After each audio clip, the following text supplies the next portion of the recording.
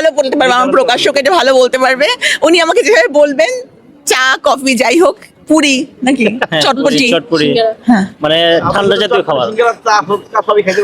হ্যাঁ ইনশাল্লাহ। কিন্তু বই বই কিনতে- সম্পর্কে বই কিনতে হবে, বই পড়তে হবে। শুধু আমার বই কেন, আমার মনে হয় যে যত বই কেনা হবে, বই মেলা, আজকাল তো সবাই মোবাইল নির্ভর, খালি মোবাইল টিপে আর কন্টেন্ট দেখে, হ্যাঁ, আর যারা কমেন্ট করে, হ্যাঁ, এতে কিন্তু তাদের মানসিক কোনো বিকাশ হয় না। আমার যেগুলো মনে হয়, মাঝে মাঝে কতগুলো কন্টেন্ট আমার সামনে আসে, আমি দেখি যেগুলো মানে দেখে খুব মানসিক বিকাশ হওয়ার সুযোগ নাই। কিন্তু বই পড়লে প্রতিটা লেখকের একটা আত্মোপলব্ধি, তার অভিজ্ঞতা, তার জীবন দর্শন, এটা যদি কেউ পড়ে, তার মানে আমার মনে হয় যে তার জীবনে একটা ভালো ইম্প্যাক্ট ফেলবে। দীর্ঘদিন বন্দি থেকে বন্দিনী লিখছিলেন, এই গল্পটা আসলে কিসের লেখা? এটা একটা কাল্পনিক মানে গল্প আর কি, অবেলায় বেলা। আর বন্দিনীর দ্বিতীয় খণ্ড একেবারেই হচ্ছে যে যেটা হচ্ছে রিয়েল, হ্যাঁ, মানে এক একটা বন্দিনীর ঘটনা, তারা কেন কারাগারে গেছিল, তাদের সাথে কি ঘটেছে, তারা কারাগারে কেমন ছিল।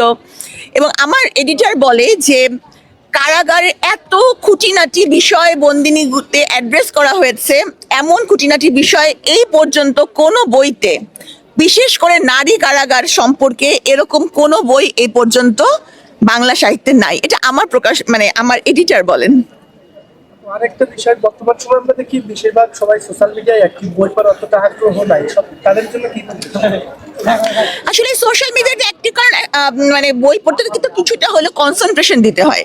সোশ্যাল মিডিয়ায় আপনি অন্য কোনো কাজ করছেন, একটা কন্টেন্ট দেখতেছেন, একটা হাহা রিয়াক্ট মেরে দিচ্ছেন, কোনো ব্যাপার না, সময়ও নষ্ট হয় না, কিছুই হয় না। এই জন্য হয়তো সোশ্যাল মিডিয়াতে বেশি। কিন্তু ultimately at the end of the day বই হচ্ছে বই, বইয়ের আবেদন কোনো দিনই শেষ হবে না। এই যে বই মেলায় মানুষজন এসেছে, হ্যাঁ, কেন এসছে?